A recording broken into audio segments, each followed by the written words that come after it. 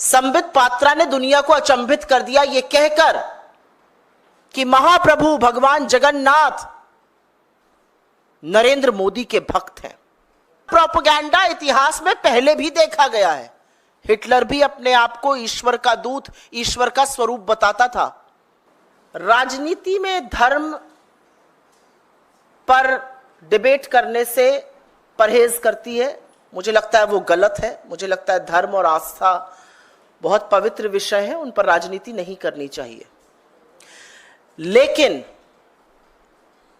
करोड़ों हिंदू धर्म के अनुयायियों की आस्था को अगर भारतीय जनता पार्टी के लोग मोदी भक्ति में चूर्ण होके, मोदी के अंधभक्त बनकर, घमंड और अहंकार में अगर हिंदू देवी देवताओं का अपमान करेंगे, हिंदुओं को, करोड़ों हिंदुओं की आस्था पर ठेस पहुंचाएंगे, तो चुप रहना संभव नहीं है। और कल कुछ ऐसा ही हुआ।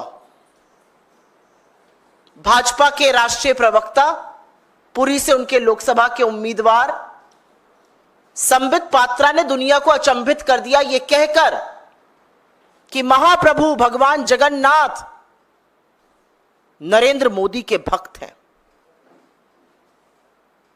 इस बयान की जितनी निंदा की जाए उतनी कम है। किसने आपको हक दिया है कि हिंदू देवी देवताओं के लिए ऐसे तिरस्कृत करने का काम करिए, उनका अपमान करिए? उनको नरेंद्र मोदी का भक्त बता रहे हैं आप। और असलियत यह है कि जब कोहराम मचा तब झूठी माफी मांगने की बात कर रहे हैं, मैं उपवास करूंगा। इतनी गलत बात कही थी, पहले ही आकर कहना चाहिए था। लेकिन क्या यह पहली बार हुआ है? क्या यह पहली बार हुआ है कि हिंदू देवी देवताओं का नरेंद्र मोदी के समकक्ष करके अपमान किया गया है? बिल्कुल भी नहीं। यह तस्वीर आपको याद होगी, प्राण प्रतिष्ठा के दौरान बीजेपी के ऑफिशियल हैंडल से यह तस्वीरें इस्तेमाल की गई थी। इन तस्वीरों में भगवान राम एक छोटे से बच्चे और उनकी उंगली पकड़कर एक वयस्क नरेंद्र मोदी उनको मंदिर की ओर ले जा रहे हैं। मैं हिंदू धर्म की अनुयायी हूं, हिंदू धर्म को मानती हूं। ऐसे करोड़ों अनुयायी हैं। यह हमारी आस्था, हमारे विश्वास, हमारे धर्म के खिलाफ जो आपकी सोच है उसको दिखाता है। युग युगांतर से जो ईश्वर इस ब्रह्मांड को चला रहा है उसको आप नरेंद्र मोदी का भक्त बता रहे हैं। राम छोटे से बच्चे हैं, मर्यादा पुरुषोत्तम राम, सनातन धर्म का आधार, उनको छोटा सा बच्चा बना के मोदी जी उनको मंदिर ले जा रहे हैं। और ऐसा भी नहीं है कि ये बड़बोले बयान पहली बार आए हैं। आपको याद होगा अयोध्या की प्राण प्रतिष्ठा, और वहां पर श्री राम, प्रभु राम से ज्यादा बड़े कटआउट हर खंबे पर नरेंद्र मोदी के लगे थे। चंपत राय ने तो मोदी जी को भगवान विष्णु का अवतार ही बता डाला था। आपको याद हो केंद्रीय मंत्री गिरिराज सिंह जो अक्सर ऊल जलूल वाहियात बयानों के लिए जाने जाते हैं, उन्होंने भी मोदी को अवतार बताया था। बीजेपी की प्रत्याशी हैं, बहुत प्रचलित प्रत्याशी हैं कंगना रनौत जी, पद्मश्री, उन्होंने श्री राम का अंश बताया है मोदी जी को। उत्तराखंड के पूर्व मुख्यमंत्री जिनको लड़कियों का जीन्स पहनना बहुत अखरता था, उन्होंने भी तुलना जो थी तीरथ सिंह रावत ने मोदी जी की भगवान से की थी। साक्षी महाराज ने तो बोला भगवान राम ही है नरेंद्र मोदी। और असलियत एक और है। असलियत यह है कि इन सब तुलनाओं का यह सोचा समझा प्रोपेगेंडा है जो नीचे से शुरू हुआ है, और अब उस प्रोपेगेंडा से इतने आत्ममुग्ध हो गए हैं नरेंद्र मोदी जी कि वो टेलीविजन के इंटरव्यूज में अपने आप को ईश्वर का दूत कहने लगे हैं, अपने अंदर दैवी शक्ति कहने लगे हैं। ये हो क्या गया है भाजपाइयों को? हो क्या गया है नरेंद्र मोदी को? किसने आपको लाइसेंस दिया है कि आप हिंदू धर्म के देवी देवताओं का तिरस्कार करें, उनका अपमान करें? कोई बता रहा है मैं गिलहरी हूं, वो राम है। कोई बता रहा है वो एक बार दिन में खाना खाता। ये सब प्रोपेगेंडा का हिस्सा है। ये कुछ नहीं है, ये सोचा समझा प्रोपेगेंडा है। और आपकी जानकारी के लिए याद दिला दूं, ऐसा प्रोपेगेंडा इतिहास में पहले भी देखा गया है। हिटलर भी अपने आप को ईश्वर का दूत, ईश्वर का स्वरूप बताता था।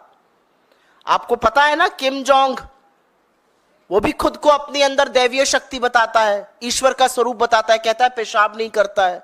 ये किस तरह की बातें, जो ये तानाशाह होते हैं ऐसी बातें करके आत्ममुग्ध रहते, वही बात नरेंद्र मोदी जी कर रहे हैं। मैं यहां पर लेकिन एक सवाल आप लोगों से पूछना चाहती हूं।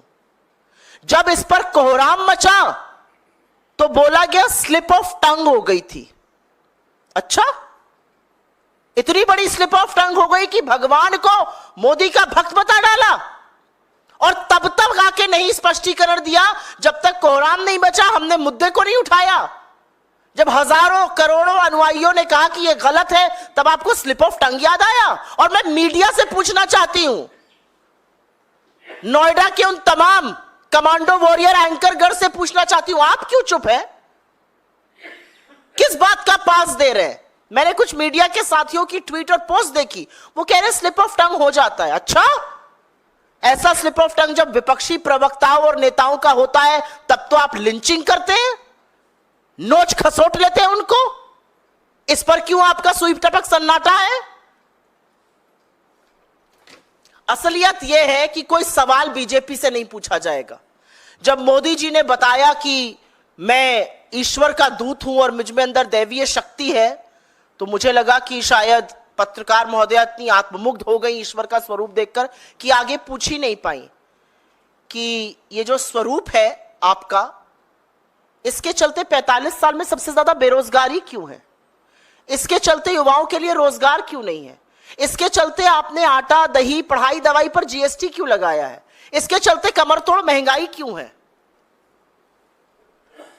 18वीं लोकसभा का चुनाव बेरोजगारी पर, महंगाई पर, बढ़ती हुई गरीबी पर, महिला सुरक्षा पर, किसान की बदहाली पर और मजदूर की मजबूरी पर और हाशिए पर रह रहे पिछड़े, दलित, आदिवासी और गरीब सामान्य वर्ग के लोगों की लड़ाई है। इसके अलावा कोई मुद्दा नहीं है।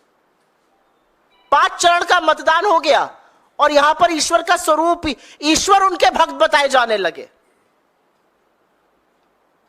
इस ईश्वर के स्वरूप ने 21 लाख करोड़ का कर्जा किसानों पर लाद दिया, 205 लाख करोड़ का कर्जा देश पर लाद दिया, महंगाई हर चीज में तिगुनी कर दी। मजाक बनाकर, अगर प्रशासन को मजाक बनाकर अगर किसी ने गवर्नेंस को रखा है तो वो मोदी जी ने रखा है। और यही हिटलर करता था। हिटलर ने भी अपना एक प्रचार मंत्री हायर किया था, वो भी रेडियो टीवी पर वैसे ही काबिज रहता था जैसे ये रहते हैं, वहां पर भी इसी तरह का चरण वंदन होता था। असलियत यह है कि जो रंगी पुती छवि थी उसका रंग उतर चुका है पूरी तरह से, और रंग उतरने के बाद आज हाल यह है कि जनता अपने विकास का हिसाब मांग रही है, जनता असलियत बयां कर रही है, जनता खड़े होकर हमारी तरफ कहते हैं चहटा रही है, दौड़ा दौड़ा के सवाल पूछ रही है और सवालों का जवाब नहीं है। तो जब सवालों का जवाब नहीं है तो आप आस्था को पर प्रहार करिएगा, आप हिंदू धर्म के देवी देवताओं पर, हमारे आराध्य इष्टों को इनका भक्त बता दीजिएगा और हम चुप रहेंगे। मेरा अपना मानना है कि ना उपवास से ना माफी से इस देश के और दुनिया के करोड़ों हिंदू जो प्रभु जगन्नाथ में विश्वास करते हैं, जो भगवान राम में विश्वास रखते हैं, जो हम सब के आराध्य हैं, उनकी आस्था पर प्रहार हुआ है और नरेंद्र मोदी को माफी मांगनी चाहिए। यह गुनाह है, यह पाप है और माफी नरेंद्र मोदी को मांगनी चाहिए जो अपने आप को आजकल खुद भगवान का दूत बनाने लगे हैं। ये क्या प्रोपेगेंडा चल रहा है देश में? देश के मुद्दों पर प्रधानमंत्री बात नहीं करना चाहते हैं और शीशे की तरह साफ है कि 5 चरण के मतदान के बाद 4 जून को ना भाजपा की सरकार बनेगी, ना नरेंद्र मोदी इस देश के प्रधानमंत्री बनेंगे।